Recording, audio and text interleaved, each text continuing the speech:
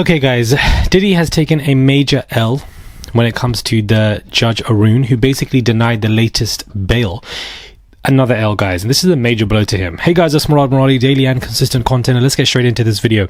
Judge Arun has rejected Sean Diddy Combs' request for an evidentiary hearing on alleged government leaks. He says there's no indication that federal agents gave CNN the video of Cassie in that hotel.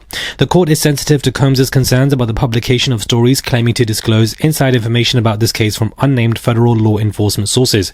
The court has already taken steps in this regard, and it is open to tailored applications for relief as this case continues. The court once again reminds the government, its agents, that if specific info comes to light showing that they leaked prohibited information, action will be taken. And the court reminds the public that whether the government can prove Diddy's guilt in this case will turn on the evidence presented at trial, not in a trial by newspapers.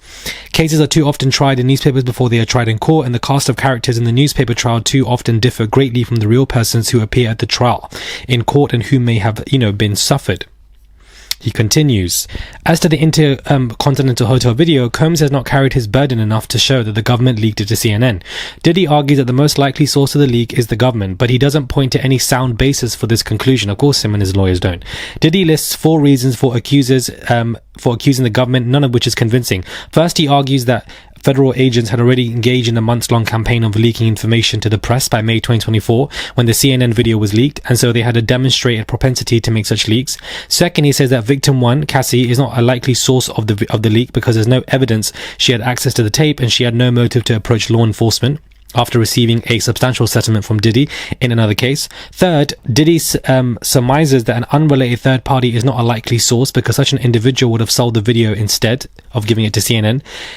Combs, the leak showed a motive other than financial profit, to damage P. Diddy's reputation without remuneration. And finally, Diddy suggests that the timing of the leak points to a government source because federal agents would have known that May 17th was a perfect time due to the break in the Trump trial for Barron's Trump High School graduation. Oh Lord. In response, the government insists that they was not in possession of the video when it was aired on CNN and that the video wasn't procured through the grand jury process. DHS agents are also unable to issue grand jury subpoenas on their own. The government says that it obtained a copy of the video at the same time as everyone else when CNN released it. The government rightly points out that Diddy never considers the possibility that many people beyond victim 1 and government agents likely had access to the video, including Combs' team, who paid security offers at the Intercontinental Hotel $100,000 in cash to destroy the video, and hotel employees and contractors. Interesting. Wherein camera submission is the only way to resolve an issue without compromising a legit need to preserve the secrecy of the grand jury, it is an appropriate response, and it presents compelling evidence that CNN sources was not in fact the government, and importantly, nothing in CNN's presentation of the video even hinted that the source was a government agent. So that is the explanation from Judge Arun for declining and denying this evidentiary hearing about government leaks, which is a big L to Diddy. Not only was his third bail denied, but his hearing that he wanted has also now been denied as well. Arun, the judge, not only did he get his lick back, but he definitely has time when it comes to this conversation.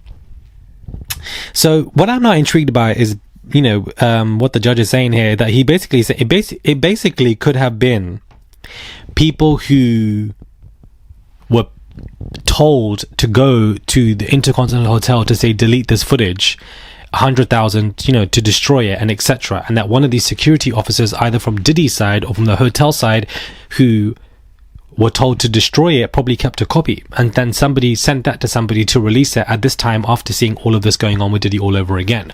And that it could be something of this stature. And that all of the 4 reasons that P. Diddy gave simply was just not adding up in any way, shape or form. Bail hearing denied. Evidentiary hearing denied. What's denied next? Because it's not really looking good. It's a slippery slope for him. But if somebody on his own team who was an ex-security officer at the time who went down there to try and sort this out and get this destroyed, because P. Diddy himself was not doing that, he has his goons to do it. What if they had the video? What if they released it against his will? What if it was somebody that used to work for him? What if it was somebody who used to work at the hotel or a security officer at the hotel who kept a copy of this for whatever reason? Because that in itself is plausible, easy to do, public A-listers, and you want to have a copy just in case, and that's basically what it is. But these notion of governmental leaks can now stop, because I'm sick and tired of that stuff that was being thrown around in the courts during P. Diddy's trial stuff, because that simply ain't the case, child. Wrap that up. Now, Sean Diddy Combs is also due in court tomorrow. Lord have mercy. Well, it's Tuesday here, so 24 hours from here. It's probably Monday where I'm filming this for you guys. Diddy Combs is due in court on Wednesday for a status conference in his criminal case. Prosecutors say they're on track to complete the production of the discovery currently in its possession by December 31st, 2024. And meanwhile, Combs' lawyers are concerned about, exculpatory evidence disclosures under Brandy vs. Maryland. Dear Judge Arun, the parties respectfully submit this joint letter in response to the court's order dated December 12, 2024, directing the parties to outline the issues the parties believe.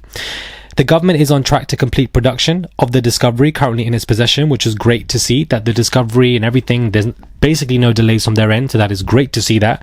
The defense intends to file a letter with the court today requesting that the court modify the term of the protective order to require the government to redesignate a small subset of discovery materials currently designated as inspection only to attorney's possession only. We have met and conferred with the government on these materials and discussions and are at a impasse. The defense's letter will also address the government's Brady disclosures thus far and argue that the Brady disclosures failed to meet the minimum constitutional standards to which Mr. Combs is entitled.